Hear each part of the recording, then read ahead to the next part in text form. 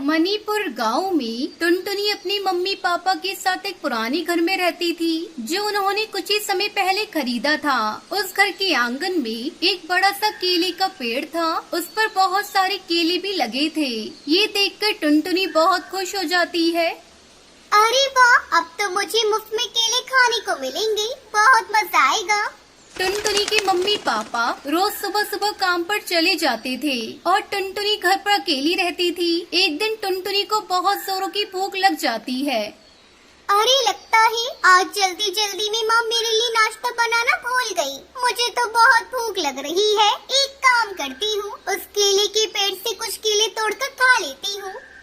तब तक आप लोग कमेंट में बताएं 34 डिवाइडेड बाय 7 कितने होते हैं।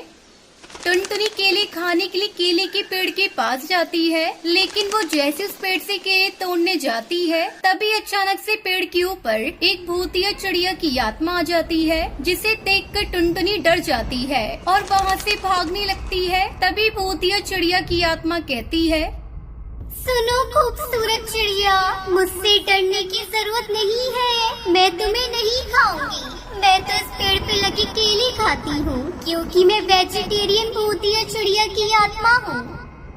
अरे वाह, तब तो मुझे तुमसे डरने की जरूरत नहीं है। वो दोनों बहुत अच्छी दोस्त बन गई थी। एक दिन टुनटुनी बाजार से कुछ सामान खरीद कर घर आ रही थी। तभी कालू नाम का एक कौआ टुनटुनी का रास्ता रोक लेता है। टुनटुनी, मैं तुम्हारे घर के बाहर खड़ा होकर तुम्हें रोज देखता हूँ। तुम मुझे बहुत अच्छी लगती हो। क्या तुम मुझसे शादी करोगी? लेकिन मैं तुम्हें बिल्कुल पसंद नहीं करती। मैं तुम्हारे बारे में सब जानती हूँ। तुम बिल्कुल अच्छे नहीं हो, इसलिए आज के बाद कभी मुझसे बात मत करना। टुनटुनी की बात सुनकर कालू को बहुत गुस्सा आता है और वो अपनी जेब से एक बड़ा सा चाकू निकाल लेता है। मुझे ना कहने की तेरी हिम्मत कैसे हुई? तुझे अपने आप पर कुछ ज्यादा ही घमंड है। मैं तेरा चेहरा ही बिगाड़ दूंगा, फिर तुझसे कोई शादी नहीं करेगा। लेकिन तभी भूतिया चिड़िया की आत्मा वहाँ आती है। अरे मर गया रे मम्मी, मुझे बचाओ, कोई मुझे बचाओ। कालू वहाँ से भाग जाता है। टुनटुनी उसका धन्यवाद करती है। कोई बात नहीं टुनटुनी, ऐसे आवारा पक्षियों को सबक सिखाने में मुझे बहुत मजा आता है। चलो घर चलते हैं। अगले दिन कालू टुनटुनी के माँ बाप को टुनटुनी भूतिया चिड़िया की आत्मा की दोस्ती के बारे में बता देता है। अंकल जी, वो भूतिया चिड़िया की आत्मा आपकी बेटी को अपने साथ भूतिया दुनिया में ले जाएगी। मम्मी पापा कालू की बातों में आ जाते हैं। बस एक बार उस भूतिया चिड़िया की आत्मा को यहाँ से भगा दूं, फिर मुझे टुनटुनी से शादी करने से कोई नहीं रोक सकता। कालू अगले दिन अपने साथ काले जादू करने वाले तांत्रिक को ले जाता है। आप लोग चिंता मत कीजिए, मैं अभी भूतों की दुनिया से एक खतरनाक भूत को बुलवाता हूँ। वो भूत उस भूतिया चिड़िया की आत्मा को पकड़कर अपने साथ ले जाएगा।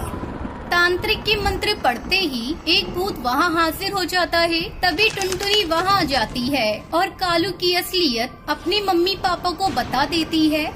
अब इन बातों का कोई फायदा नहीं टुनटुनी, चलो भूत, अब इस भूतिया चिड़िया की आत्मा को पकड़कर यहाँ से ले जाओ। कालू की बातें सुनकर वो दोनों हंस पड़ते हैं। ये भूतिया चिड़िया की आत्मा मेरी पत्नी है। कितने सालों से हम दोनों बिछड़ गए थे। अब तुम दोनों की खैरियत इसी में है कि यहाँ से भाग जाओ, वरना हम तुम्हें कच्चा चबाकर खा जाएंगे।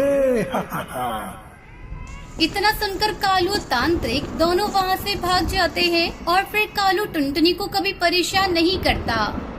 टुनटुनी, तुम एक बहुत अच्छी चिड़िया हो, इसलिए मैं तुम्हें तोहफा देना चाहती हूँ। इस केले के पेड़ के हर केले में तुम्हें हर रोज एक सोने का सिक्का मिलेगा। इतना कहकर भूतिया चिड़िया की आत्मा वहाँ से चली जाती है। फिर टुनटुनी अपने मम्मी पापा के साथ खुशी खुशी रहने लगती है।